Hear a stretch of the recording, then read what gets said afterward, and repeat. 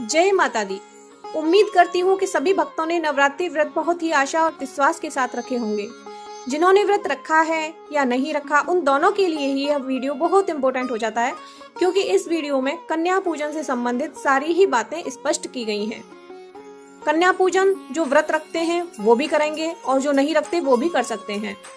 सनातन परंपरा में नवरात्रि के 9 दिनों की साधना जिस कन्या पूजन के बगैर अधूरी मानी जाती है, उसे इस साल अष्टमी या नवमी तिथि पर कब और कैसे करें, इस वीडियो में देवी दुर्गा का स्वरूप मानी जाने वाली कन्याओं की पूजा की सबसे सरल विधि बताई गई है। और इस वीडियो में हम कन्या पूजन के महा उपाय की भी बात करेंगे, तो वीडियो को बिना स्किप किए हुए पूरा देखें। साथ ही बताया गया है कि कन्या को किस देवी के स्वरूप में देखना चाहिए और इन कन्याओं को नमस्कार करने के जो मंत्र हैं वह भी बताए गए हैं। कन्याओं के पूजन के नियम और विधि के बारे में भी बात करेंगे, व्रत के प्रायण की भी बात करेंगे। तो यह वीडियो बहुत इंपॉर्टेंट हो जाता है, क्योंकि नवरात्रि पर देवी दुर्गा के साथ कन्या पूजन का बहुत ज्यादा महत्व माना गया है। हिंदू मान्यता के अनुसार कन्या पूजन के बगैर देवी की साधना आराधना अधूरी होती है।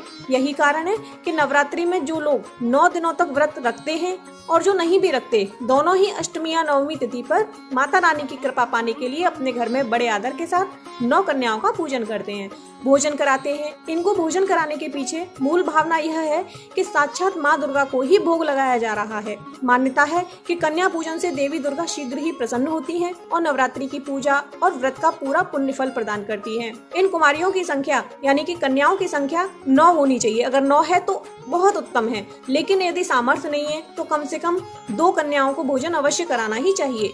भोजन कराने वाली कन्याएं 2 वर्ष से 10 वर्ष के बीच में ही होनी चाहिए, यानी 2 वर्ष से कम की कन्या और 10 वर्ष से अधिक की कन्या नहीं होनी चाहिए। तो चलिए देवी दुर्गा का स्वरूप मानी जाने वाली कन्याओं के पूजन की विधि और नियम आदि के बारे में जान लेते हैं। जो 2 साल की कन्या है वह कुमारी का स्वरूप मानी गई है। जो 3 साल की कन्या है वह त्रिमूर्ति का स्वरूप मानी गई है।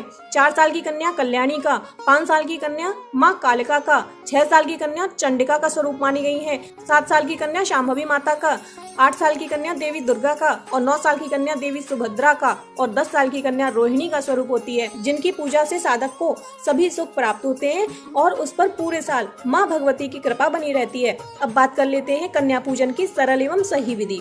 तो नवरात्रि में कन्या पूजन के लिए सबसे पहले उन्हें आदर पूर्वक अपने घर बुलाएं।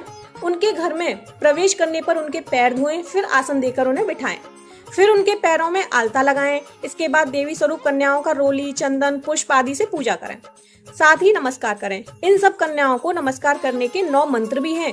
जब हम एक एक कन्या का पूजन कर रहे होंगे तब हमें मंत्र बोलते जाना है। मंत्र हैं कुमारे नमः, त्रिमूर्ते नमः, कल्याणे नमः, रोहिण्ये नमः, कालिकाये नमः, चंडिकाये नमः, शांभवे नमः, दुर्गाये नमः, सुभद्राये नमः। ये 9 मंत्र हैं। तो आप कन्याओं को जब नमस्कार करें, जब उनका पूजन करें, तो ये एक एक करके मंत्र बोलते जाना। आप इनको लिख सकते हैं। उसके बाद उन्हें पूड़ी, सब्जी, हलवा आदि खाने को दें। कन्या पूजन में नवरात्रि में पक्का भोजन ही कन्याओं को खिलाना चाहिए। माता रानी चना, हलवा, पूरी से प्रसन्न होती है। कभी भी कन्याओं को प्लास्टिक के दोनों में और पत्तल में खाना नहीं खिलाना चाहिए। अक्सर देखा गया है कि लोग प्लास्टिक के दोने और पत्तल लाते हैं, उसमें कन्याओं को भोजन कराते हैं, लेकिन नहीं कराना चाहिए। ऐसे बर्तन पूजा के लिए शुभ नहीं माने जाते। आप पत्ते वाले दोने और पत्तलों का यूज कर सकते हैं या फिर स्टील के बर्तनों में। अगर पेड़ के पत्ते में भोजन कराते हैं तो माता रानी अभय वरदान देती हैं। भोजन के बाद कन्याओं की थाली में एक एक लौंग अवश्य रखनी चाहिए, क्योंकि यह माता रानी को अत्यधिक प्रिय है। माना जाता है कि लौंग में माँ दुर्गा का वास होता है, इससे माँ भगवती प्रसन्न होती है। ऐसा करने से आपके जीवन में कभी भी धन संपत्ति की कमी नहीं होगी। इसके बाद जब वो भोजन कर लें तो उनके हाथ धुलवाएं और उन्हें अपने सामर्थ्य के अनुसार उपहार और दक्षिणा दें। आजकल तो मार्केट में बहुत अच्छे अच्छे गिफ्ट्स आ रहे हैं, तो आप दे सकते हैं। कहने का तात्पर्य है कि जो भी कन्याएं हमारे घर आई हैं वह खुश होकर जाएं, और जब जाएं तो उनसे जरूर बोलिएगा कि हमारे घर फिर से आना।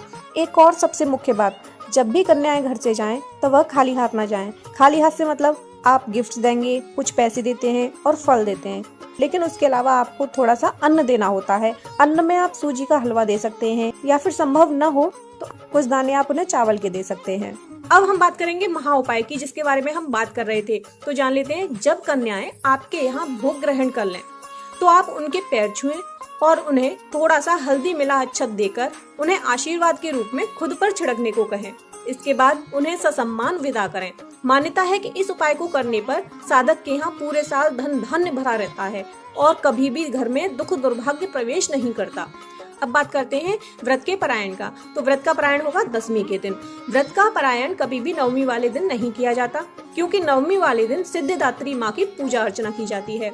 नवरात्रि का मतलब होता है 9 दिन, यानी कि 9 दिन और 9 रातें। तो आपने नवरात्रि का व्रत रखा है तो 9 दिन और 9 रातों तक आपको अन्न का त्याग करना है। जिस तरह आपने नवरात्रि के पहले दिन से अष्टमी तिथि तक का व्रत किया है, उसी तरह से नवमी को भी आपको व्रत रखना है। नवमी की तिथि वाले दिन और रात का व्रत रखने के बाद आप दशमी को व्रत पारायण करेंगे, तभी आपका व्रत पूरा माना जाएगा। दशमी तिथि का प्रारंभ 12 अक्टूबर शनिवार को सुबह 10:59 से 13 अक्टूबर रविवार सुबह 9:09 तक रहेगा। उम्मीद करती हूँ आपको हमारे द्वारा दी गई जानकारी पसंद आई होगी। अगर आपके लिए यह वीडियो उपयोगी रही हो तो वीडियो को लाइक करना और कमेंट बॉक्स में जय माता दी अवश्य लिखना। धन्यवाद।